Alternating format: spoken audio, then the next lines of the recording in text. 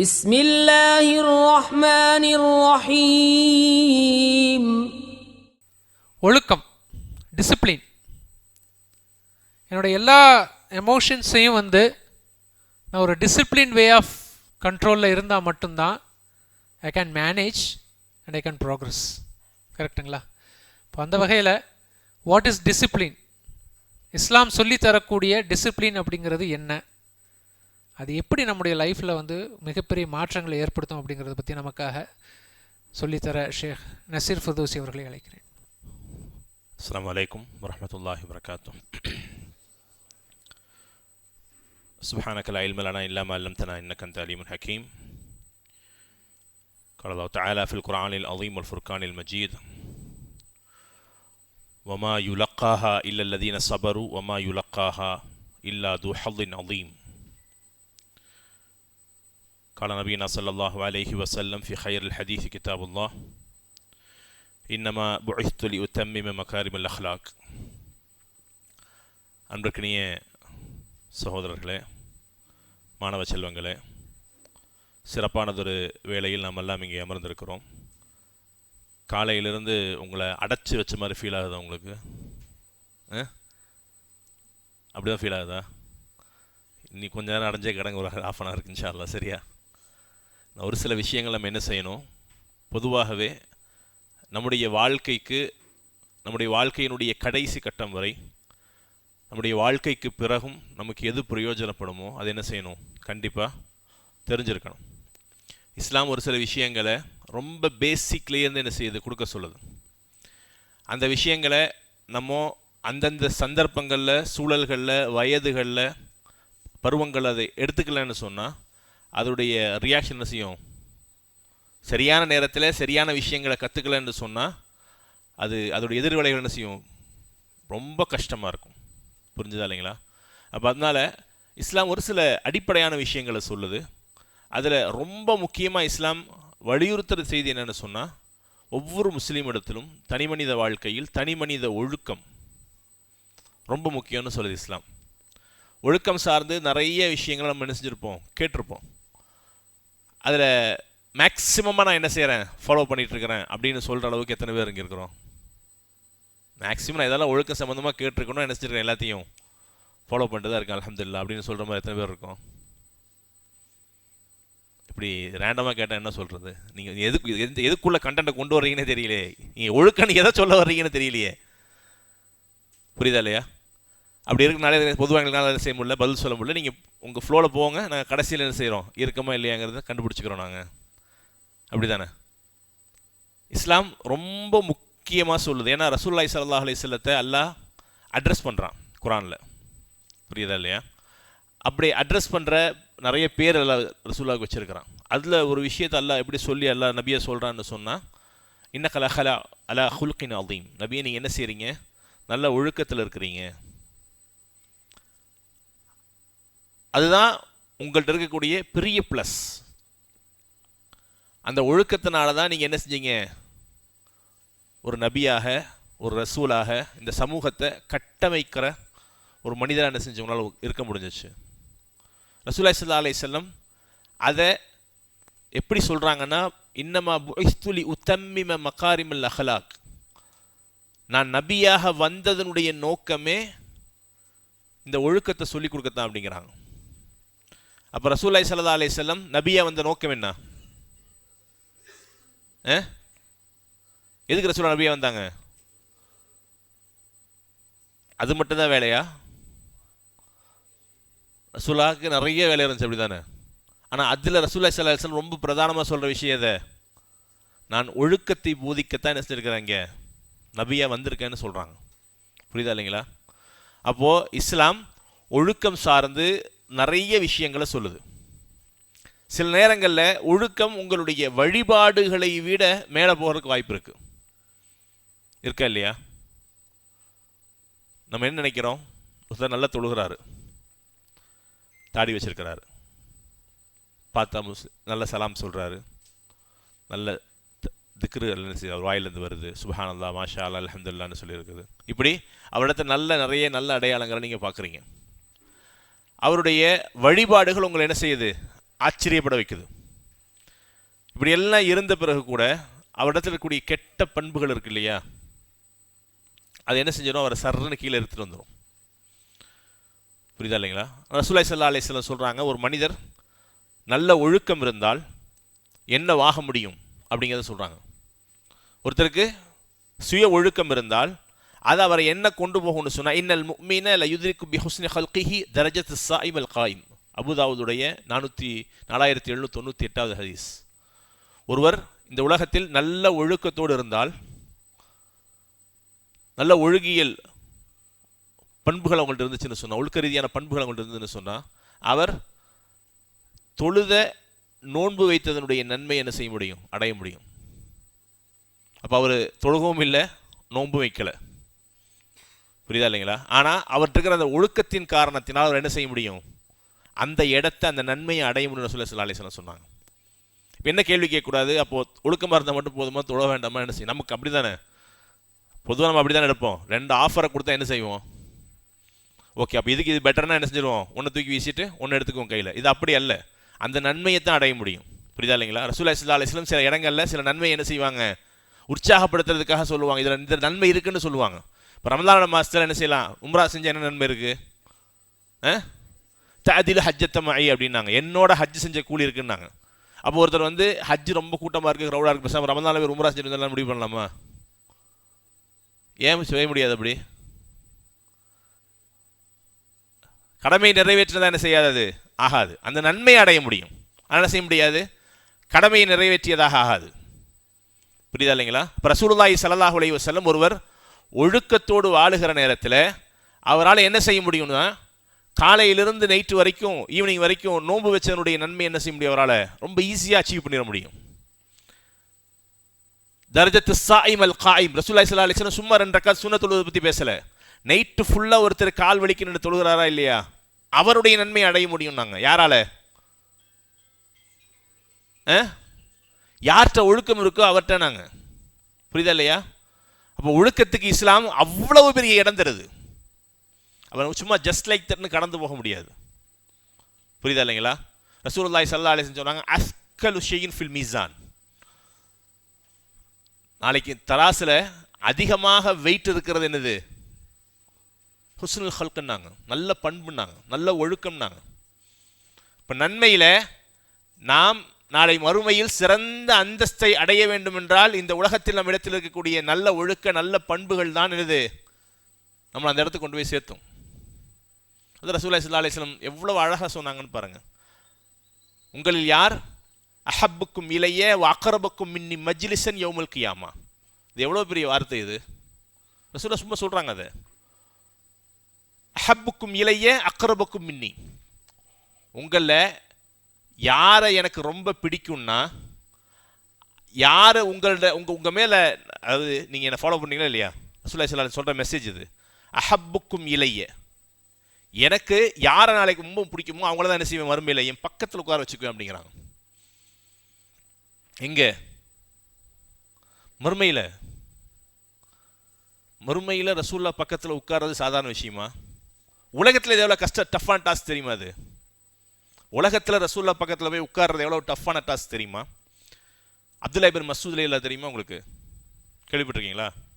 இப்னு மஸ்ஊத் அவர் மாஷாஅல்லாஹ் உண்மையாலே ரொம்ப நல்ல ஸ்காலர். ஒன்று. ரெண்டாவது, ரசூலுல்லாஹ்விட்ட இருந்து குர்ஆனை நேரடியாக கற்றுக்கிட்டவர். அவருக்கு இருந்த அந்த குர்ஆனிய ஆர்வத்தை எல்லாம் பார்த்து ரசூலுல்லாஹி ஸல்லல்லாஹு அலைஹி வஸல்லம் ஒரு ஆஃபர் கொடுத்தாங்க அவருக்கு. என்ன ஆஃபர் கொடுத்தாங்க அப்படின்னா, இப்னு மஸ்ஊத், நீங்கள் வந்து என் வீட்டுக்குள்ளே நீங்கள் எப்போ வேணால் வரலாம், என் வீட்டுக்குள்ளார நீங்கள் எப்போ வேணால் வரலாம், பெர்மிஷன் கேட்டு நிற்க வேண்டிய அவசியம் கிடையாது. சலாம் சொல்லுங்கள், நான் உள்ளே இருக்கேன்னு தெரிஞ்சால் உள்ளே வந்துக்குங்க. பெர்மிஷன் கேளுங்க, சலாம் சொல்லுங்கள், நான் உள்ளே இருக்கேன்னு தெரிஞ்சால் நீங்கள் வந்துடுங்க. ரசூலுல்லாஹி ஸல்லல்லாஹு அலைஹி வஸல்லம் இந்த ஆஃபர் வேறு யாருக்குமே கொடுக்கல.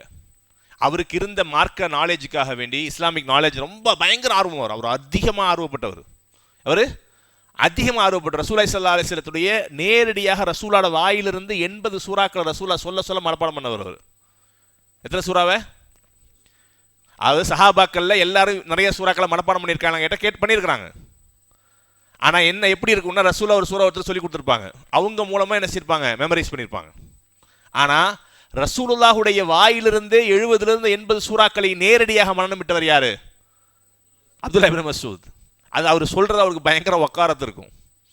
நான் யார் தெரியுமா? ரசூல்லாட்ட இருந்தே 60 70 சூறாவை மனப்பாடம் பண்ணவர். அப்படியே சொல்லுவார். ரசூல்லா சார் யாருடைய கிராத்தை கேட்க ஆசைப்பட்டாங்க? இக்ரா அலையில் குர்ஆன இப்னு மஸ்ஊத். இப்னு மஸ்ஊதே நீங்க என்ன செய்யுங்க, எனக்கு குர்ஆன் ஓதி காட்டுங்கன்னு சொன்னாங்களா இல்லையா? ரசூலுல்லாஹி ஸல்லல்லாஹு அலைஹி வஸல்லம் ஒரு நாள் சொன்னாங்க. என்ன சொன்னாங்கன்னா, சல் துஅதா. ரசூல்லா யாருக்குமே தராத ஆஃபர் இதெல்லாம். புரியுதா இல்லைங்களா? நான் எதுக்காக ஸ்பெசிஃபைடாக சொல்லிட்டே இருக்கிறேன்னு சொன்னால், ரசூல்லா அவருக்கு தந்த ஆஃபருக்காக சொல்கிறேன். அவருக்கு அவ்வளவு ஆர்வம் இருந்துச்சு இஸ்லாமிக் நாலேஜஸ் குர்ஆனை தெரிஞ்சுக்கிறதுக்காக வேண்டி. ஓகேவா? ரசூல்லா ஒரு நாள் என்ன செஞ்சாங்கன்னா, சல் துஅதா, நீங்கள் என்ன கேட்டாலும் கிடைக்கும், நீங்கள் என்ன கேட்டாலும் கிடைக்கும், நீங்கள் என்ன கேட்டாலும் கிடைக்கும் ரசூல்லா துவா செய்ய சொன்னாங்க. அவர் துவா செஞ்சார். உங்களில் யாராவது குர்ஆனை நேரடியாக கற்றுக்கொள்ள ஆசைப்பட்டால், குர்ஆன் இறங்கிய வடிவத்திலேயே உங்களில் யாராவது குர்ஆனை கற்றுக்கொள்ள ஆசைப்பட்டால் ஃபல் இக்ரா மின் இப்னி உம்மி அப்த் ரசூல்லா சொன்னாங்க. ரசூலோட சர்டிஃபிகேஷன் இது. ஒருத்தர் ரசூல்லாவே சர்டிஃபை பண்ணி அவர்கிட்ட கற்றுக்கன்னு சொன்னால் எப்படி இருக்கும்? நமக்கு எல்லாத்துக்கும் குர்ஆன் ஓத தெரியும் மக்கள் தானே. யாருக்குள்ள குர்ஆன் ஓத தெரியும்? யாருக்குள்ள ஓத தெரியாது? குர்ஆன் கிராத் எல்லாத்துக்கும் தெரியும். மாஷா அல்லாஹ். நம்பலாமா அப்படி? ஓகேவா? அப்படி நம்ம குர்ஆனை ஓத தெரிஞ்சாலும் அதில் மெமரைஸ் பண்ண சூறா ரொம்ப கம்மியாக இருக்குமா இல்லையா? இப்போ இந்த சூறாவை நீங்கள் மெமரைஸ் பண்ணியிருப்பீங்க. மெமரைஸ் பண்ணதை உங்களுக்குள்ளே ஓதி பார்க்கும்போது டென்ஷன் இருக்காது. நீங்கள் ஒரு நாள் உம்ரா ஹரமுக்கு போகிறீங்க. ஹரமில் போய் உட்காந்து பார்க்கும்போது ஒரு பெரிய தௌரா நடக்குது. அங்கே இருக்கிற மாணவர்கள்லாம் என்ன செய்கிறாங்க? குர்ஆனை ஓதிக்கிட்டு இருக்கிறாங்க. சுற்றி எல்லாம் உட்கார வச்சுப்பாங்க. பொதுவாக நீங்கள் என்ன செய்வாங்க, அப்படி ஒரு கிளாஸ் நடக்குதுன்னு சொன்னால் சுற்றி எல்லாத்தையும் உட்கார வச்சுருவாங்க. நீங்களும் அந்த தௌராவில் போய் உட்காந்துருக்கிறீங்க. உங்கள்கிட்ட திடீர்னு இந்த குர்ஆனை ஓதுங்கன்னு சொன்னால் என்ன செய்வீங்க? பதட்டம் வருமா இல்லையா? அதே சூறாவை நீங்கள் ஓத சொன்ன செய்வீங்க, ஓதிடுவீங்க. ஆனால் குர்ஆனை அந்த அவங்க லாங்குவேஜில் குர்ஆன் இருந்து அவங்க அதை படித்து, அது ஹரம்லேயே ஒருத்தர் இமாமா இருக்கிறாரு, அங்கே பெரிய காரியா இருக்கிறாரு, அவர் அந்த கிராத்தை கேட்கும்போது நமக்கு என்ன செய்யாது? குர்ஆன் ஓத வர சாதாரணமாக வராது. புரியுதா இல்லையா? இப்படியெல்லாம் இருந்தால் ரசூல்லாவுக்கு முன்னாடி இப்னு மஸ்ஊத் ஓதுறதுக்கு எவ்வளோ கஷ்டப்பட்டுருப்பாரு. புரியுதா இல்லையா? எதுக்காக இதை சொல்ல வந்தேன்னா, நமக்கு இவ்வளோ கஷ்டம் இருக்கு இல்லையா? இதே மாதிரி கஷ்டம் அவங்களுக்கு இருந்துச்சு. ரசூலுல்லாஹி ஸல்லல்லாஹு அலைஹி வஸல்லம் இக்ரா அலையில் குர்ஆன் இப்னு மஸ்ஊதே குர்ஆனை ஓதுங்க அப்படின்னு சொன்னால் அவர் பதறாரு. நானா அலைக்க அக்ரா யார சொல்ல, உங்களுக்கு நான் ஓதி காட்டவா அப்படின்னு கேட்குறாரு. அட ஆமாங்க ஓதுங்க, அல்லாஹ்வுடைய தூதரே குர்ஆனே உங்களுக்கு தான் இறக்கி அருளப்பட்டிருக்கு, நான் எங்கே போய் உங்களுக்கு ஓதி காட்ட? அட ஓதுங்க, எனக்கு நான் அல்லாத வேற யாராவது குர்ஆனை ஓதுனா பிடிக்கும், ஓதுங்க அப்படின்னாங்க. அப்படி ஓத வச்சு ரசூலுல்லாஹ் அழகு பார்த்த நபர் யாரு? அப்துல்லா இப்னு மஸ்ஊத். இவர் மேலே சஹாபாக்களுக்கு நிறைய பொறாமை இருந்துச்சு. என்ன பொறாமை தெரியுமா? பொறாமை மீன்ஸ் சஹாபாக்களே சொல்கிறாங்க. எப்படி சொல்கிறாங்க அப்படின்னா, இவர் என்ன ரசூல்லாவோட சொந்தக்காரர் மாதிரி என்ன செய்கிறாரு? அடிக்கடி ரசூல்லாவோட வீட்டுக்குள்ளேயே இருக்கிறாரு. இப்போ உலகத்திலேயே ரசூல்லா பக்கத்தில் உட்கார்ந்துருக்குங்கிறது சாதாரண விஷயம் கிடையாது. அந்த ஆப்ஷனை ரசூல்லா யாருக்கு கொடுத்தாங்க? இப்னு மஸ்ஊதுக்கு கொடுத்தாங்க ரலியல்லாஹு அன்ஹு. வீட்டுக்கு வெளியும் சரி வீட்டுக்குள்ளேயும் சரி அவர் என்ன செய்யலாம்? எப்போ வேணால் உள்ளே வரலாம், எப்போ வேணால் சலாம் சொல்லலாம். மர்ஹபன் மஸ்ஊத், இப்னு மஸ்ஊத் உள்ள வாங்கன்னு சொன்னால் உள்ளே வந்துடலாம். இப்போ இந்த ஆஃபரை பார்த்த உடனே சஹாபாக்கள் எல்லாருக்கும் என்னடா இது, ரசூலுல்லாஹி ஸல்லல்லாஹு அலைஹி வஸல்லம் இவரை மட்டும் எப்போ பாரு கூட கூட்டு உட்கார வச்சிருக்கிறாங்களே, இவர் நிறைய படிக்கிறாரு அப்படிங்கிற அந்த இதனை இருந்துச்சு. புரிஞ்சுதா இல்லைங்களா? அப்போ ஒரு சிலர் சொல்கிறாங்க, ஆரம்பத்தில் இஸ்லாத்தை ஏற்றுக்கிட்டாங்களா இல்லையா? அப்போ அவங்க சொல்கிறாங்க, இவர் ரசூலுல்லாஹ்வுக்கு சொந்தக்காரர்னு ரசூலுல்லாஹ் சொந்தம்லாம் கிடையாது, ரசூலுல்லாஹ்வுக்கு சொந்தக்காரர் நாங்கள் அந்த வீட்டில் உள்ளவர் நினைக்கிற அளவுக்கு என்ன செஞ்சுட்டாங்க? இப்னு மஸ்ஊத் அங்கேயே தான் இருந்தாங்க அப்படிங்கிற சஹாபாக்களுக்கு என்னது பெரிய அளவில் ஒரு சின்ன மன வருத்தம் இருந்தது. அவங்களுக்கு அது கிடைக்கலையேன்னு சொல்லி. இப்போ ரசூலுல்லாஹ் கூட இந்த உலகத்தில் இருக்கிற ஆஃபரே பெரிய ஆஃபர், அப்படி தானே? மறுமையில் ரசூலுல்லாஹி ஸல்லல்லாஹு அலைஹி வஸல்லம் சொல்கிறாங்க, அஹப்புக்கும் இலைய வ அக்ரபக்கும் மின்னி மஜ்லிஸன் யௌமுல் கியாமா. யாரை எனக்கு ரொம்ப பிடிக்குமோ அவங்கள என் பக்கத்தில் உட்கார வைப்பேன். எனக்கு அவ்வளவு பிடிச்சு ரொம்ப பக்கத்தில் நான் யாரை உட்கார வைப்பேன்னா, உங்களில் யாருக்கு ஒழுக்கம் இருக்கிறதோ அவங்கள தான் அப்படின்னாங்க. புரியுதா இல்லைங்களா? அப்போ ஒழுக்கம் சாதாரண விஷயம் இல்லை. ஒரு முஸ்லீமாக இருந்தால் அவரிடத்துல ஒழுக்கம் கட்டாயம். அதனால தான் இமாம் இப்னுல் கையிம் என்ன செஞ்சாங்க? அத்தீனு குல்லுஹு ஹுல்க் அப்படின்னாங்க. மார்க்கம் இருக்கு இல்லையா? இஸ்லாம் என்பதே ஒழுக்கம் தான். யார்கிட்ட ஒழுக்கம் அதிகமாகுதோ அவர்கிட்ட இஸ்லாம் அதிகமாகும்னாங்க. யார்கிட்ட ஒழுக்கம் அதிகமாகுதோ அவர்கிட்ட என்ன செய்யும்? இஸ்லாம் அதிகமாகும். யார்கிட்ட ஒழுக்கம் கம்மியாகுதோ அவர்கிட்ட என்ன கம்மியாகும்? இஸ்லாம் கம்மியாகும். ரொம்ப சிம்பிளாக என்ன செஞ்சிட்டார் அவர், ஒரு கிளாரிட்டி கொடுத்துட்டாரு. புரியுதா இல்லைங்களா? இப்போ நம்மளே என்ன செஞ்சுக்கலாம், செல்ஃப் ஜஸ்டிஃபிகேஷன் பண்ணிக்கலாம். எங்கிட்ட ஒழுக்கம் அதிகமாக இருந்தால் இஸ்லாம் என்கிட்ட அதிகமாக இருக்கும், எங்கிட்ட ஒழுக்கம் குறைவாக இருந்தால் இஸ்லாம் என்கிட்ட என்ன செய்யும், குறைஞ்சிக்கிட்டே இருக்கும். புரியுதா இல்லைங்களா? அப்போ இந்த மாதிரி உண்டான ஒரு கிளாரிட்டி நமக்கு என்ன செய்யணும், இருக்கணும். நம்மக்கிட்ட இஸ்லாம் ஒழுக்கத்தை கொடுத்துருக்குதா அப்படிங்கிறத என்ன செய்யணும், தெரிஞ்சுக்கணும். ரசூலுல்லாஹி ஸல்லல்லாஹு அலைஹி வஸல்லம் அவர்கள் நிறைய விஷயத்த சொல்கிறாங்க. அதில் இப்போ இந்த ஏஜ் குரூப்பில், இங்கே இருக்கிற ஏஜ் குரூப் என்னவா இருக்கும், அநேகமாக ஒரு 13, 14, அதுலேருந்து ஒரு 20, 22, 23, 24 வரைக்கும் வச்சுக்கலாமா? இந்த ஏஜ் குரூப் தானே இங்கே இருக்குது. ரொம்ப கம்மியான ஏஜ் எவ்வளோ இங்கே இருக்கிறதுல? 15. அது கம்மியாக இருக்கா? ரொம்ப இங்கே இருக்கிறதுக்கு கம்மியான வயசு எவ்வளோன்னு கேட்டேன். தம்பி உங்கள் வயசு? அதானே கேட்டேன், சொல்லுங்களேன். சைஸை பார்த்தா தெரியுதில்ல தம்பி உங்களுக்கு? 15. ஐயோ தப்ப கணக்கு போட்டேன். அங்கே பாரு தொப்பி. என்ன மேட்ரு, என்ன வயசு உனக்கு? 11. ஆக குறைந்த வயது என்ன செய்யுது, 11 இருக்குது. அதிகமான வயசு லாஸ்ட்ல யாரை பார்த்தனே, இந்த அங்கே அந்த 100 ரூபாய் கை தூக்குறாரு. 53. நீங்களே அந்த கூப்பிட வரக்கூடாது, எல்லாம் வெளியே போங்க. யார் அதிகமான வயசு? ஒரு 23, 24, 24 யாரா இருக்கீங்களா இங்கே? 23, 22, 21, 20. ஓகே. அப்போ இந்த ஏஜ் குரூப் ஆக ஒரு 11லேருந்து 11 கம்மி தானே, ஒரு 12, 13 இருந்து ஒரு 20, 22 வயசுக்குள்ள ஏஜ் குரூப் இருக்குது. இப்போ இந்த குரூப்பில் இருக்கிற நமக்கு ஒழுக்க ரீதியான விஷயங்களில் எங்கெங்கே மிஸ்டேக்ஸ் வரும், எங்கெங்கே நம்ம மிஸ் பண்ணுவோம், புரியுதா இல்லைங்களா? முதல்ல வார்த்தை ரீதியான ஒழுக்கங்கள் இஸ்லாம் அதை நமக்கு சொல்லித்தருது. ரசூலுல்லாஹி ஸல்லல்லாஹு அலைஹி வஸல்லம் சொல்கிறாங்க, லைஸ நபி ஸல்லல்லாஹு அலைஹி வஸல்லம் ஃபஹாஷன் வ லஆனன் வ தஆனன். ரசூலுல்லாஹை பற்றி சொல்கிற மெசேஜ் என்னது? ரசூல் ஸல்லல்லாஹு அலைஹி வஸல்லம் சபிக்க மாட்டாங்க, ரசூல்லா என்ன செய்ய மாட்டாங்க, குறை சொல்லி குத்தி குத்தி பேச மாட்டாங்க, ரசூல்லா அதே மாதிரி என்ன செய்ய மாட்டாங்க, திட்ட மாட்டாங்க, கெட்ட வார்த்தை பேச மாட்டாங்க, அசிங்கமான மானக்கேடான வார்த்தைகளை பேச மாட்டாங்க. ரசூலுல்லாஹி ஸல்லல்லாஹு அலைஹி வஸல்லம் பற்றி உண்டான செய்தி. ஒரு முஃமினாக இருந்தால் அந்த முஃமின் என்ன செய்யக்கூடாது, அவர் கெட்ட வார்த்தை பேசக்கூடாது, அசிங்கமான மானக்கேடான வார்த்தைகள் என்ன செய்யக்கூடாது, பேசக்கூடாது, அடுத்தவங்களுக்கு பட்ட பேர் வச்சு குறை சொல்லி என்ன செய்யக்கூடாது, கூப்பிடக்கூடாது, இல்லை ஆனந்த் சபிக்கக்கூடாது. ரசூலுல்லாஹி ஸல்லல்லாஹு அலைஹி வஸல்லம் இதெல்லாம் சொல்கிறாங்க. இதில் என்னென்ன குவாலிட்டிஸ் நம்மள்ட்ட இருக்குது, நம்மள்ட்ட இல்லை. நம்ம ஃப்ரெண்ட்ஸ் நம்ம எப்படி கூப்பிடுறோம்? நிறைய பேர் அவர் பேர் மறக்கிற அளவுக்கு கெட்ட வார்த்தை சொல்லி கூப்பிட்டுருவாங்க. உன் பேர் அது இல்லையே, இல்லையே உன்னை இல்லாத இப்படி தானே கூப்பிட்டு பார்க்குறேன். அப்போ என்ன அர்த்தம்? கெட்ட வார்த்தை எந்த அளவுக்கு வந்துடும் சொன்னால் அவருக்கு ஒரு பட்ட பேரையோ, அது அந்த பட்ட பேரும் கெட்ட வார்த்தையை வர அளவுக்கு ஒரு பட்ட பேரை வச்சு என்ன செய்யறது, கூப்பிட்றது. எப்படி கூப்பிடுறது? அதுக்கு ரெஃபரன்ஸ் எங்கேருந்து எடுத்து வர்றாங்கன்னா, அபூ ஹுரைரா உண்மையாலுமே அது அவர் பேர் இல்லையாமே, எங்கேருந்து எடுத்து வர்றது ரெஃபரன்ஸை? புரியுதா இல்லையா? இவர் வச்சிருக்கிற பேர் என்னது, ஆக அசிங்கமாக மோசமான ஒரு பேரை வச்சுக்கிட்டு எங்கேருந்து ரெஃபரன்ஸ் எடுத்து வர்றாரு? ரசூலுல்லாஹ்க்கு அபுல் காசிம் பேர் இருக்காம. புரியுதா இல்லைங்களா? புனை பெயர் வைத்து பேசுவது என்னது, இப்னு அல் கத்தாப் நிறைய சொல்றாங்களே, அப்படிதானே? இப்படி எல்லாம் சொல்லி என்ன செய்யறாங்க, ரெஃபரன்ஸ் அங்கிருந்து எடுத்துட்டு வர்றாங்க. அந்த ரெஃபரன்ஸ் வேற. புரியுதா இல்லையா? நம்ம என்ன செய்யறோம், ரசூலுல்லாஹி ஸல்லல்லாஹு அலைஹி வஸல்லம் ஒருத்தரை எதை சொல்லி அவருக்கு கூப்பிட்டா பிடிக்காதோ அப்படி என்னது கூப்பிடக்கூடாதுன்னாங்க ரசூலுல்லாஹ். ரசூலுல்லாஹ் காசிம்னு கூப்பிட வேணாம்னு சொன்னாங்களே, கூட சொன்னாங்களா ரசூலுல்லாஹ்? பேர் வைக்க வேணாம்னு சொன்னாங்க, அபுல் காசிம் கூப்பிடாதீங்கன்னு சொன்னாங்க. புரியுதா இல்லைங்களா? ரசூலுல்லாஹி ஸல்லல்லாஹு அலைஹி வஸல்லம் ஒரு சில விஷயங்களை நேரடியாகவே தடுத்திருக்கிறாங்க. ஒன்று. ரெண்டாவது, நம்மிடத்தில் இந்த ஒழுக்க ரீதியான விஷயங்களில் நம்ம நினைக்கிறோமா இல்லையா, வார்த்தையெல்லாம் ஒரு பெரிய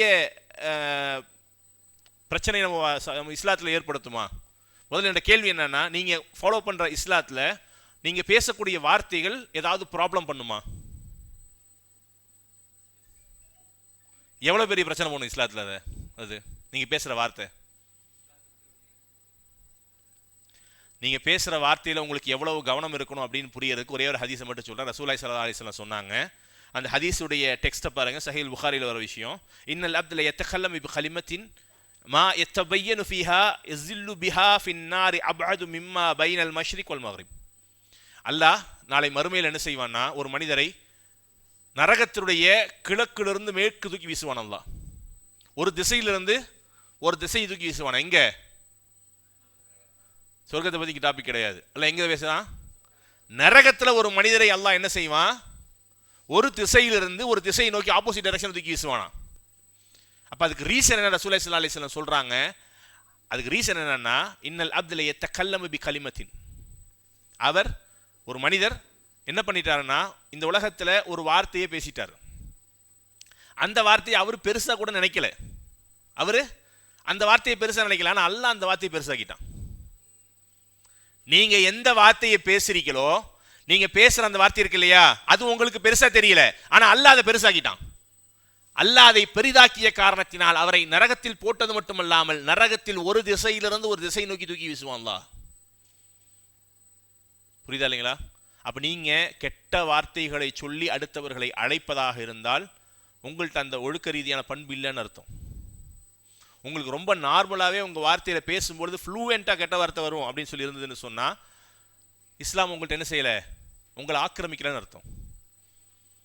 நீங்கள் கவர்டு பர்சனாக இருக்கிறீங்க, நீங்கள் வெளியே உங்களுக்கு ஒரு முகம் உள்ள ஒரு முகம் இருக்குன்னு அர்த்தம். புரியுதா இல்லைங்களா? அப்போ இஸ்லாம் இந்த ஒழுக்க ரீதியான பண்புகள் என்ன செஞ்சுருக்கணும்? நமக்கு ரொம்ப பேசிக்லேயே தந்திருக்கணும். புரியுதா இல்லைங்களா? ஒருத்தர் கெட்ட வார்த்தை பேசுறதுக்கு எங்கிருந்து ஆரம்பிக்கும் இந்த இடம்? அவரோட சூழல், எந்த சிச்சுவேஷனில் அவருக்கு கெட்ட வார்த்தை பேசணும்னு சூழல் ஏற்படும்? ஃபஸ்ட்டு பேரண்ட்ஸ் பேசினா ஆட்டோமேட்டிக்காக என்ன செஞ்சிடும்? பிள்ளைகள்கிட்ட அது வந்துடும். அப்படி தானே? அப்போ அவங்க கற்றுக்கிறது எங்கிருந்து? முதல்ல பெற்றோர்கள்ட்ட இந்த பண்பு இருந்தால் பிள்ளைகள்கிட்ட ஆட்டோமேட்டிக்காக என்ன செய்யும்? அது வந்துடும். ஓகே, அடுத்து வேற எந்த ஜோன்லேருந்து கற்றுக்குவீங்க? Friends circle. புரியுதா இல்லைங்களா? உங்கள் ஃப்ரெண்ட்ஸ் ஜோன்லேருந்து என்ன செய்யும்? உங்களுக்கு அது ரொம்ப ஈஸியாக வந்துடும். இதெல்லாம் ஒரு பெரிய தப்பா அப்படின்னு கேட்குற அளவுக்கு அதை பழக்கப்படுத்துறது, ப்ராக்டிஸ் பண்ணுறது யாரு? போடா அவன் என்னென்ன பண்ணிக்கிட்டு இருக்கிறான், கெட்ட வார்த்தை பேசணும், பெருசாக பேசிக்கிட்டு இருக்கிற, முடிஞ்சது, அவ்வளோதான். புரியுதா இல்லைங்களா? ஒரு கெட்ட பழக்கத்தை பழக்கப்படுத்துறதுக்கு ஃபஸ்ட் அது ஈஸி பண்ணுறது என்னது? ஈஸியான மூடது தான். அதெல்லாம் ஒரு பெரிய விஷயமாடா, என்னென்னமோ பண்ணுங்க, உலகத்து என்னென்னமோ நடக்குது. 13 வயசில் குழந்தை பெற்றுக்கிறாங்களாம், 12 வயசு 13 வயசில் குழந்தை பெற்றுக்கிறாங்களாம். கெட்ட வார்த்தை பேசுறதெல்லாம் பெருசாக பேசிக்கிட்டு இருக்கு, சைல்டிஷாக பேசாதப்போ அந்த சைடு அப்படின்றது. புரியுதா இல்லையா? இப்போ யோசிக்க நாம் கடமைப்பட்டிருக்கிறோம். இஸ்லாம் ஒரு சில பிரின்சிபல்ஸோடு தான் நம்மளை வாழ சொல்லுது. நம்ம இஷ்டத்துக்கு என்ன செய்ய முடியாது, இஸ்லாத்தில் வாழ முடியாது. அதனால தான் அல்லாஹ் குர்ஆனில் சொன்ன ஆரம்பத்தில் ஒரு வசனத்தை ஓதனா இல்லையா? ஒமா யுலக்காஹா இல்லல்லதீன சபரு ஒமா யுலக்காஹா இல்லா து ஃபல்லின் அல்ஹல்லின் அதீம். அல்லாஹ் குர்ஆனில் சொல்கிற வார்த்தை இது. அது உண்மையாலுமே ரொம்ப கஷ்டம்னு சொல்கிறான் அல்லாஹ். புரியுதா இல்லைங்களா? உங்கள் கிளாஸில் எத்தனை பேர் இருப்பாங்க? ஒரு 50 பேர் இருப்பாங்களா? இந்த 50 பேரில் 49 பேரும் இதே ப்ராக்டிஸில் இருக்கும் பொழுது ஒருத்தருக்கு மட்டும் அந்த பழக்கம் இல்லாமல் இருக்கிறது கஷ்டமான டாஸ்கா இல்லையா? கஷ்டமான டாஸ்கா இல்லையா? அந்த ஒருத்தராக தான் இஸ்லாம் என்ன செய்து உங்களுக்கு இருக்க சொல்லுது. இல்லைங்க, நான் 49 வரை இருந்துட்டு போயிடுறேங்க, ஏன்னா நான் தனியாக என்ன செய்யலை, நான் பார்க்க நான் விரும்பலை, அப்படி நினைக்கிறீங்களா? எப்படி நினைக்கிறீங்க? எதையாவது சொல்லுங்கள். நீங்கள் இருக்கீங்களா இல்லையான்னு தெரியல. இங்கே இருக்கீங்கன்னு எனக்கு எப்படி தெரியும்? நீங்கள் எனக்கு ரிப்ளை பண்ணுறதை வச்சு தான் தெரியும். அல்லாவே குர்ஆன்ல கஷ்டம்னு சொல்லிட்டான். ஒமா யுலக்காஹா இல்லல்லதீன சபரு. அதை கடுமையான பொறுமை உள்ளவர்களை தவிர, நிதானம் உள்ளவர்களை தவிர என்ன செய்ய முடியாது, அந்த இடத்துக்கு வர, அந்த பொசிஷனுக்கு வர முடியாதுன்னு சொல்கிறான், பொசிஷன் பண்ண முடியாதுன்னு சொல்கிறான். புரியுதா இல்லையா? இப்போ நம்ம அந்த இடத்துக்கு வரணும்னு சொன்னால் நமக்கு என்னது? அவ்வளோ பெரிய சபர் தேவை, அவ்வளோ பெரிய நிதானம் தேவை, அவ்வளோ பெரிய பொறுமை தேவை, அவ்வளோ பெரிய ஒழுக்க ரீதியான பண்புகள் தேவை, அப்படி ஒரு வளர்ப்பு நமக்கு தேவை, குர்ஆனோட நெருக்கம் தேவை. புரியுதா இல்லைங்களா? அதுதான் அல்லாஹ் குர்ஆன்ல சொல்கிறான். அப்போ இந்த இடத்துக்கு நம்ம வர்றோமாங்கிறது என்ன செய்யணும்? நம்ம கன்ஃபார்ம் பண்ணிக்கணும். முதல்ல நம்மள்ட்ட இருக்கிற ரொம்ப சின்ன மிஸ்டேக்காக நம்ம பார்க்குறது என்னது? நம்ம பேசுகிற வார்த்தைகள், நம்ம பயன்படுத்துகிற கெட்ட வார்த்தைகள், அடுத்தவங்களை பட்ட பேர் வச்சு சொல்கிறது ரொம்ப சாதாரணமாக, அதை ரொம்ப ஈஸியாக பண்ணிக்கிறது. அது ஒரு பெரிய விஷயம் இல்லை. உங்கள் குரூப் சாட் எடுத்து படிக்க முடியுமா யாருக்காவது? நீங்கள் ஃப்ரெண்ட்ஸ் குரூப்பாக இருப்பீங்க இல்லையா? இருப்பீங்களா இல்லையா? அந்த குரூப்போட சேட்டை எடுத்து இங்கே என்னால் காட்ட முடியுங்க என் குரூப் சேட்டை அப்படின்னு சொல்லி சொல்கிற ஆட்கள் இங்கே எத்தனை பேர் இருக்கிறீங்க? நாங்கள் கிளாஸ் ரூம்ஸில் என்ன செய்கிறோம்? ஒரு 30 பேர் அந்த குரூப்பில் இருக்கிறோம். நான் எதுவும் பேசுனதில்லை, இங்கே கேட்கல. உங்கள் குரூப்பில் பேசக்கூடிய அந்த கான்வோ இருக்கு இல்லையா, அந்த கான்வோவை இப்போ நீங்கள் ஓகேன்னு சொன்னால் என்ன செஞ்சிருவேன்? ஸ்க்ரீனில் போட்டு காட்டிடுவேங்க அப்படின்னு சொல்கிற ஆள் எத்தனை பேர் இருக்கீங்க? இங்கே ஃபோனை மறைக்கிறார் ஒருத்தர். என்னடா அடுத்தது ஃபோனை பிடிக்கிறோம் அவ்வளோ தெரியுது. யார் இருக்கா? யாராவது புரியுதா இல்லையா? அப்போ நம்ம என்ன எதுக்கு வரலன்னு சொன்னால், ஏற்கனவே சொன்ன விஷயத்தை தான் அவங்களும் சொல்ல கூப்பிடுறாங்க. ஆனால் ஈவினிங் டர்ஃப் இருக்குன்னு இருக்காங்க. புரியுதா இல்லையா? அதுக்காக இங்கே வந்து நாங்கள் உட்கார்ந்துருக்குறோம். அப்படி வந்து உட்கார்ந்துருக்கோமா இல்லை எப்படி? எல்லாமே நமக்கு தெரியும் நம்ம செய்கிற தப்பை. புரியுதா இல்லை? நம்ம எதெல்லாம் தப்பு அப்படின்னு நினச்சி செய்கிறோமோ அதை தான் திரும்பி தப்புன்னு சொல்லித்தர வந்திருக்கிறாங்க. புரியுதா இல்லையா? அந்த மோடில் வந்திருக்கிறோமா இல்லை உண்மையாலுமே இல்லை ஏதாவது கேட்டு நம்ம திருத்தணும் அப்படிங்கிற மோடில் வந்திருக்கோமா? தப்பாக இருந்தா எப்படி? அதுக்கு தான் சிம்பிளாக ஒரு கேள்வி கேட்டேன். உங்களில் யாராவது இல்லைங்க நீங்கள் சொல்கிறதெல்லாம் ஓகேங்க, அதெல்லாம் ஓகே, நீங்கள் சொல்கிறதுக்கு முன்னாடி நாங்கள் அதை ஃபாலோ பண்ணிட்டு தான் இருக்கிறோம். நீங்கள் 41 சொன்னீங்களே, 49 தனியாக விட்டுருங்க, அந்த ஒத்தாள் நான் தான். நீங்கள் ஓகேண்ணா சொல்லுங்கள், இப்போ என்ன செய்கிறேன், நான் இந்த லேப்டாப்பில் கனெக்ட் பண்ணி என் சேட்டை ஃபுல்லாக படிக்க வைக்கிறவங்கள அப்படின்னு சொல்கிற அளவுக்கு யார் இங்கே இருக்கிறான்னு கேட்குறேன். அப்போ ஏதோ பிரச்சனை இருக்குது, அப்படி தானே? அப்போ நீங்கள் யூஸ் பண்ணக்கூடிய ஃபோனில் உங்களுடைய குரூப்புகளில் ஏதோ பிரச்சனை இருக்குது. அதை என்ன செய்ய முடியாது? மேபி வாப்பா அம்மா படிக்க முடியாதா இருக்கும். மேபி பிரதர்ஸ் என்ன செய்ய முடியாது, சிப்ளிங்ஸ் என்ன செய்ய முடியாது, படிக்க முடியாதா இருக்கும். மேபி ஜமாத்து மெம்பர்ஸ் என்ன செய்ய முடியாது, ஐயோ தலைவரா இவரா, ஐயா இவர் படித்தா என்னத்துக்கு ஆகிறது, அப்படி இருக்குமா இருக்கும் மேபி. சரிதானே? அப்போ இது ஒழுக்க ரீதியான அடையாளம் இல்லை. புரியுதா இல்லைங்களா? அப்போ நாம் சரியான ஒரு ஜோனில் இருக்கணும் அப்படின்னு சொன்னால், நீங்கள் பள்ளிவாசலில் பாருங்கள், என்ன மாதிரி ஒரு நல்ல சூஃபி நீங்கள் பார்க்கவே முடியாது. நீங்கள் பள்ளிக்கு வெளியே வந்து பாருங்கள், ஆக என்ன மாதிரி ஒரு பொறுக்கி பார்க்க முடியாதுங்க. என்ன செய்யக்கூடாது? 2 ஃபேஸில் நம்ம என்ன செய்யக்கூடாது? ட்ராவல் பண்ணக்கூடாது. புரியுதா இல்லைங்களா? இதுக்கெல்லாம் அடிப்படையான காரணம் என்ன அப்படின்னு சொன்னால், நம் அல்லாஹுவால் கண்காணிக்கப்படுகிறோம் அப்படிங்கிற எண்ணம் இருக்கு இல்லையா, அந்த எண்ணத்திலிருந்து நம்ம தூரப்படுத்துறது தான். ஷைத்தான் என்ன செய்வான்னா, உங்களுக்கு ரொம்ப ஈஸியாக தான் எல்லாத்தையும் காட்டுவான். அவன் கஷ்டம் அவங்களை காட்டுவானா? ஷைத்தானோட வேலை என்ன? உங்களை நேரால வழி இருந்து கெடுக்கிறது தான் அவன் வேலை. புரியுதா இல்லைங்களா? அவனுக்கு ஏதாவது பிரச்சனை இருக்கா? ஐயோ பாவம் +2 படிக்கிறான், பப்ளிக்கெல்லாம் இருக்குது, அதாவது பிரச்சனை இருக்கு அவனுக்கு, அவனை டிவியேட் பண்ணக்கூடாது பிரச்சனை இருக்கு அவனுக்கு 10th படிக்கிறான், பப்ளிக் பாவம், நாளைக்கு அடுத்த வாரம் என்ன செய்யணும், அதுக்கு அட்டன் பண்ணணும், இப்போ போய் நம்மளை வழி எடுக்க முடியும்னு சொல்லுவான சைத்தான். அதெல்லாம் பார்க்க மாட்டான் சைத்தான். நாளைக்கு காலையில் எழுத போகிறீங்களா இல்லையா, காலையில் எக்ஸாம் எழுத போகிற நேரத்தில் கூட என்ன செய்வான், அந்த பொண்ணு போகிற எவ்வளோ அழகாக இருக்குன்னு சொல்ல வைப்பான். புரியுதா இல்லையா? சைத்தானோட வேலை அது. அவன் செய்வான், அவன் என்ன செய்வான். புரியுதா இல்லையா?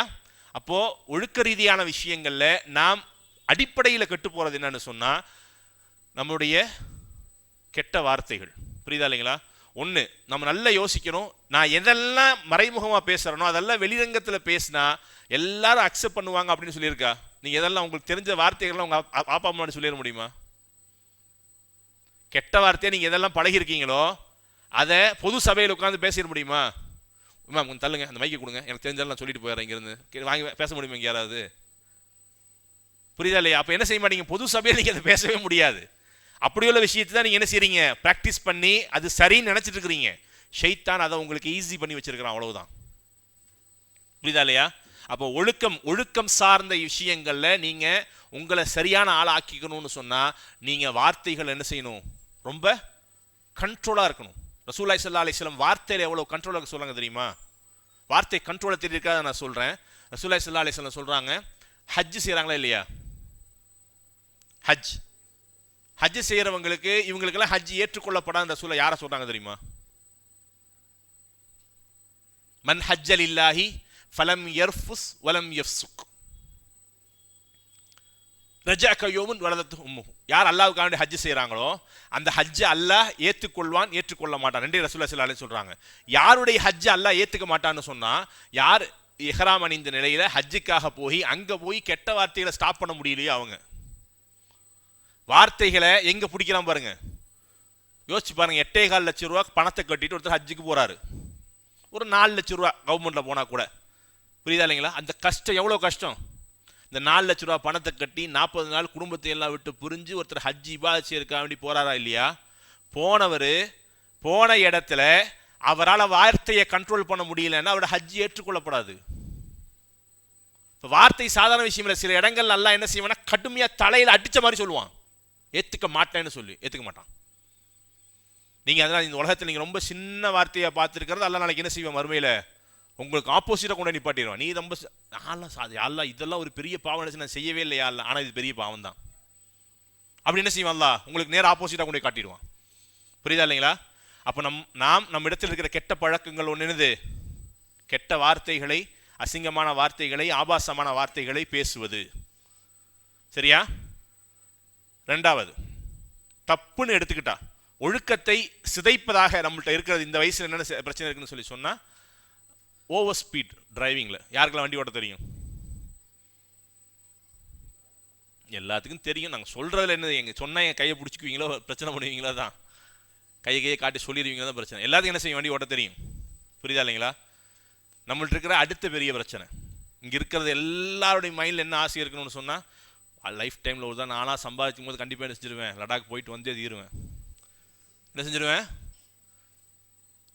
லடாக் போய் வந்தே தீருவேன். லே லடாக் அது எவ்வளோ தூரத்தில் இருக்குது, எங்கே இருக்குது, நம்மளால் முடியுமா முடியாது, அதெல்லாம் கிடையாது. ஆனால் என்னது, லைஃப் டைம் அச்சீவ்மெண்ட்டாக என்ன செய்யறது?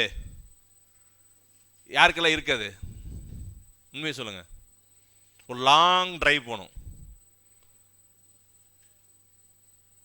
யாருக்கெல்லாம் கை தூக்கணும்ல, தலையாட்டிட்டு தூக்குனா ஏதாவது கேட்டுருவீங்களான்னு பயமா இருக்க.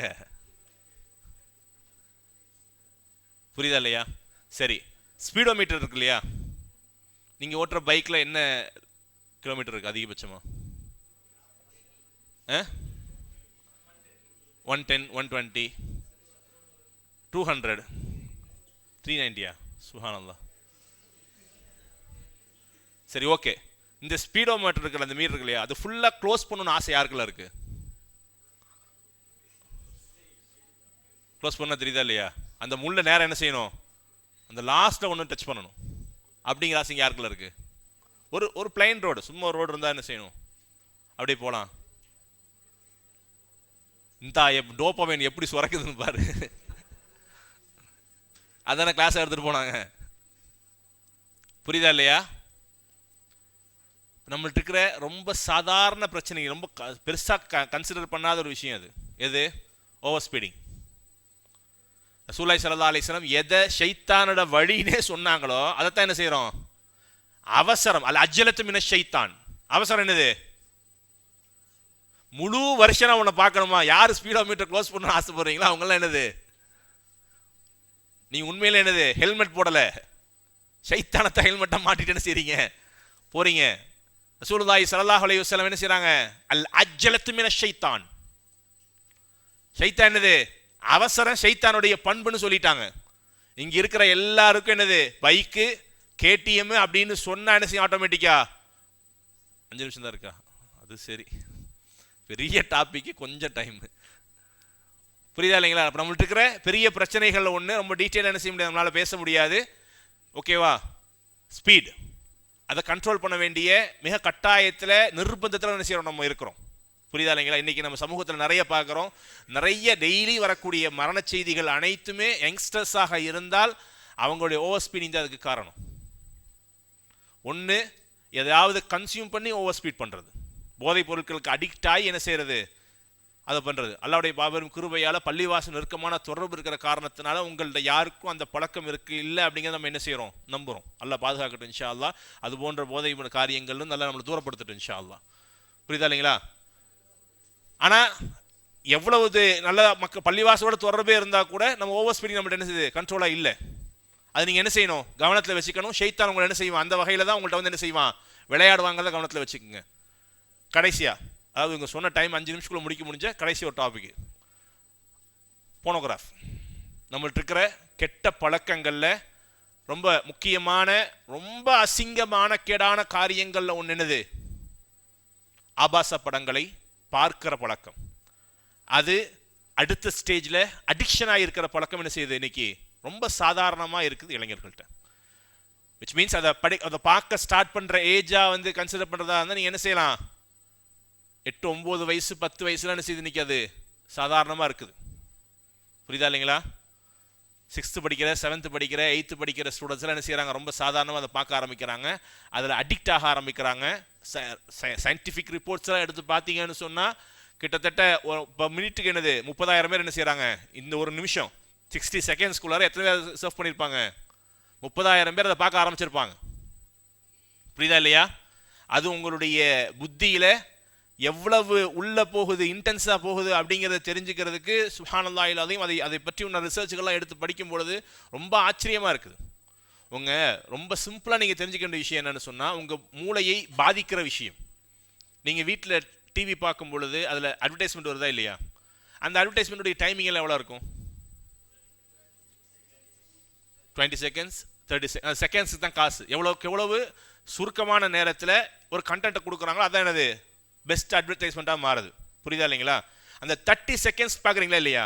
அது ஒரு 8 வயது 9 வயதுடைய இளைஞர் சிறுவர் அவங்களுடைய புத்தியில் எவ்வளவு நேரம் உள்ள இருக்குன்னு நினைக்கிறீங்க? அது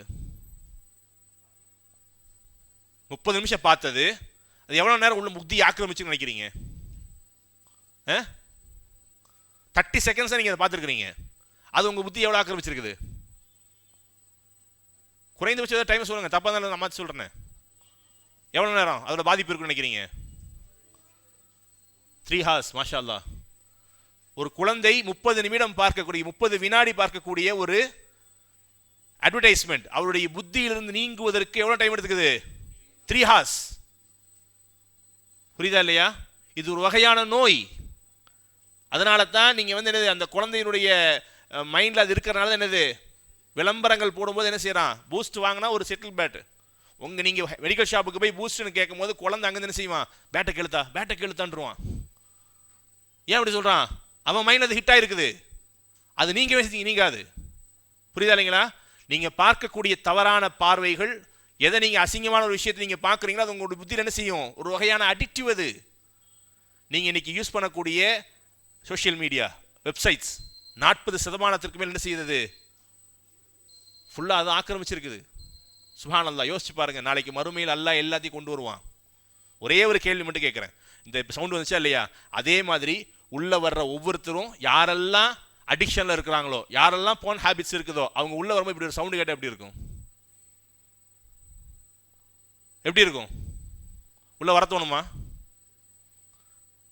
உள்ளே வந்து உட்காருங்கன்னு சொல்லி டீ குடிச்சிட்டு வாங்கன்னு கூப்பிடுறோம், அந்த சவுண்டையும் போட்டு விட்டுறோம். உள்ளே வரும் பொழுது யாருக்கெல்லாம் இந்த அடிக்ஷன் இருக்குதோ அவங்கெல்லாம் உள்ளே வந்தால் சவுண்டு கேட்குது. இப்படி ஒரு சவுண்டு கேட்டால் எப்படி இருக்கும் நிலைமை? நான் கேட்கறது புரியுதா? அப்போ இது உங்களுக்கு ஒரு பெரிய விஷயமா தெரியலண்டா, நாளைக்கு மறுமையில் எல்லாம் எல்லாத்தையும் கொண்டு வருவானே, எல்லாத்தையும் கொண்டு வருவானே. நீங்க எதையெல்லாம் கண்ணில் பார்த்தீங்களோ, எதெல்லாம் உங்களை ஆர்வப்படுத்துச்சோ, எதுக்கெல்லாம் நீங்க அடிக்ட் ஆனீங்களோ, எந்த விஷயத்தை நீங்க சரி கண்டீங்களோ, எதன் மூலமா நீங்க இன்பத்தை இன்புற்றீங்களோ, மாஸ்டர்பேட் பண்ணீங்களோ, அந்த மாதிரி தப்பான காரியங்களை நீங்க செய்வதன் மூலமாக அதனால சமூகத்தில் ஏற்படக்கூடிய பெரிய விளைவுகள், சயின்ஸ் நீங்க எடுத்து பார்த்தா அது உங்களுடைய மேரேஜ் வாழ்க்கைக்கு பெரிய பாதிப்பு ஏற்படுத்தும், புத்தியில உங்களுக்கு பெரிய பாதிப்பு ஏற்படுத்தும்.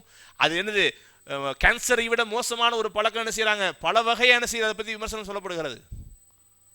நான் சிம்பிளா கேட்கிறேன், நீங்க இப்படி ஒரு பழக்கத்தில் இருக்கீங்கன்னு யாரு கேட்டாலும் யாரும் ஒத்துக்க மாட்டோம். அதெல்லாம் கிடையாதுங்க, நீங்க வேற சும்மா இருங்க, நல்லா பாதுகாத்தா நான் அந்த 49 தாண்டி அந்த 1 தான் நான் என்ன செய்வோம் நம்ம சொல்லிக்கிட்டு இருப்போம். ஆனா அந்த பழக்கம் இருக்கிற நபர்கள் நாளை இந்த ஏரியாவில் இருக்கும் பொழுது, இதே ப்ரோக்ராம்ல வெளியிருந்து உள்ள வரும்போது அவர் என்ன செய்வாரு, ஒன்னா லைட் இல்லை சவுண்ட் என்ன செய்யும், அவரை அட்ரஸ் பண்ணிடும், அவரை காட்டி கொடுத்துரும் அப்படின்னு இருந்ததுன்னு சொன்னா, எப்படி அதை செய்வதை நாம் என்ன செய்வோம், ஒத்துக்கொள்ள மாட்டோமோ, அது நமக்கு பெரிய நெருடலை மன உளைச்சலை என்ன செய்யும், மனசில் தருமோ.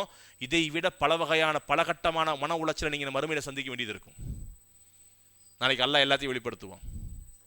மறுமையினுடைய மிக பிரதானமான விஷயம் என்னது, நீங்க எதெல்லாம் தப்புன்னு ரகசியம்னு மறைச்சு செஞ்சீங்களோ அதையெல்லாம் எல்லாம் வெளிப்படுத்துவான். எதெல்லாம் ரகசியம் நீங்க வச்சுக்கிட்டீங்களோ அதெல்லாம் எல்லாம் வெளிப்படுத்துவான். மறுமை என்னது, ரகசியங்கள் வெளிப்படுகிற நாள் அந்த மறுமை நாள் கொண்டு வந்துருவான். ரசூலுல்லாஹி ஸல்லல்லாஹு அலைஹி வஸல்லம் அதனால என்ன செஞ்சாங்க, சஹாபாக்களை எச்சரிக்கும் போது எப்படி எச்சரிச்சாங்க, உங்களில் ஒரு சில மக்கள் உண்டு, நாளை மறுமை நாளில் அவர்கள் கொண்டு வரப்படுவார்கள். எப்படி கொண்டு வரப்படுவார்கள் சொன்னா, திஹாமா மலை அளவுக்கு நன்மைகளோடு செஞ்சு வந்திருப்பாங்க. அவ்வளவு நன்மைகளை செய்த மக்கள் நாளை மறுமையில் கொண்டு வரப்படும் பொழுது எல்லா நன்மைகளும் பஞ்சு பஞ்சாக ஆக்கப்படும். ரசூல் அவங்கள பத்தி சொல்லும்போது சொல்றாங்க, அவங்கள மாதிரி என்னது, இரவு தொழுதவர்கள் தான், நோன்பு வைத்தவர்கள் தான், உபரியான வணக்க வழிபாடுகள் எல்லாம் செய்தவர்கள் தான் அவர்கள். ஆனா நன்மை எல்லாம் ஒண்ணும் இல்லாம ஆயிரும் நாங்க ரசூலுல்லாஹி ஸல்லல்லாஹு அலைஹி வஸல்லம். சஹாபாக்கள் யார சொல்லா, யார் அந்த மக்கள்னு கேட்டாங்க. ரசூலுல்லாஹி ஸல்லல்லாஹு அலைஹி வஸல்லம் ரொம்ப தெளிவாக கிளாரிட்டியாக சொன்னாங்க, என் கூட இருக்கும்போது நல்லா இருந்துக்குவாங்க, நீங்கள் பள்ளிவாசல் இருக்கும்போது நல்லா இருந்துக்குவீங்க, முஸ்லீம் சமூகத்தோடு சேர்ந்து இருக்கும்போது என்ன செய்வீங்க, நல்லா இருந்துக்குவீங்க. எப்போ நீங்கள் தனிமையில் ரூமில் போய் தனியாக இருக்கும்பொழுது உங்களுக்கு தப்பு செய்யணும் வருதோ, இதா ஹலவ் பி மஹாரிமில்லா இன்தஹகுஹா, தனிமையில் இருந்தால் தப்பு பண்ணணும் அப்படிங்கிற எண்ணத்தில் உங்களுடைய ஃபோனை நீங்கள் திறந்தீங்கன்னா, உங்கள் லேப்டாப்பை நீங்கள் திறந்தீங்கன்னா, உங்களுடைய ஃபோனை நீங்கள், அதாவது உங்கள் டிவி நீங்கள் திறந்தீங்கன்னா, அதில் உங்களுக்கு தவறு செய்வதற்குண்டான தூண்டுதல் ஏற்பட்டால் ரசூலுல்லாஹி ஸல்லல்லாஹு அலைஹி வஸல்லம் சொன்னாங்க, நீங்கள் செய்கிற நன்மைகளை நாளைக்கு ஒன்றும் இல்லாமல் ஆயிரும்னாங்க. நல்லா பாதுகாக்க வேண்டும். ஒழுக்கம்தான் ஆக சிறந்தது. இந்த மாதிரி தவறுகளை செய்வதற்கு உங்களை அதிகம் தூண்டுவது உங்களுடைய தனிமை தான். ரசூலுல்லாஹி ஸல்லல்லாஹு அலைஹி வஸல்லம் தனிமையை தேர்ந்தெடுக்க வேண்டாம்னு சொன்னாங்க. தனிமை என்ன செய்யாதீங்க, தேர்ந்தெடுக்காதீங்க. அதாவது ஓநாய்க்கு என்னது, ஆடு குட்டி இருக்கிற ஆடு கூட்டமாக இருக்கும் பொழுது ஓநாய் ஆட்டை மந்தை அதை பிடிச்சிட்டு போகிறத விட தனிமையில் இருக்கிற ஒரு ஆட்டை ஓநாய் பிடிச்சிட்டு போகிறதுக்கு ரொம்ப லேசாக இருக்கும்னாங்க. அதே மாதிரி தான் நம்ம தனியாக இருக்கும் பொழுது ஷைத்தான் நம்மளை அப்படியே அலேக்க தூக்கிட்டு போயிடுவான். புரியுதா இல்லைங்களா? நம்ம நன்மை ஃபுல்லாக ஒன்றும் இல்லாமல் ஆக்குறதா அவனோட டாஸ்க். அல்லாஹ் பாதுகாக்க வேண்டும். நாம் நம்முடைய நன்மைகளை இழப்பதற்குண்டான மிக முக்கியமான இடமாக பான்ஸ் ஆபாச படங்கள் இருக்கிறது. அதை அல்லாஹ் தவிர்த்து வாழக்கூடிய நல்ல மக்களாக, நல்ல முஸ்லீம்களாக, ஒழுக்க ரீதியான வாழ்க்கையை வாழக்கூடிய முஸ்லீம்களாக, நாம் செய்யக்கூடிய தவறிலிருந்து திருந்தி வாழக்கூடிய மக்களாக, தௌபா செய்து இஸ்திக்ஃபார் செய்து அல்லாஹ்விடத்தில் பாவம் மன்னிப்புக்கக்கூடிய மக்களாக, ஒழுக்க சீலர்களாக அல்லாஹ் ரப்புல் ஆலமீன் உங்களையும் என்னையும் ஆக்கி அருள் புரிவானாக. வாஹிர் தஅவானா அல்ஹம்துலில்லாஹி ரப்பில் ஆலமீன். அஸ்ஸலாமு அலைக்கும் வரஹ்மத்துல்லாஹி வபரகாத்துஹு.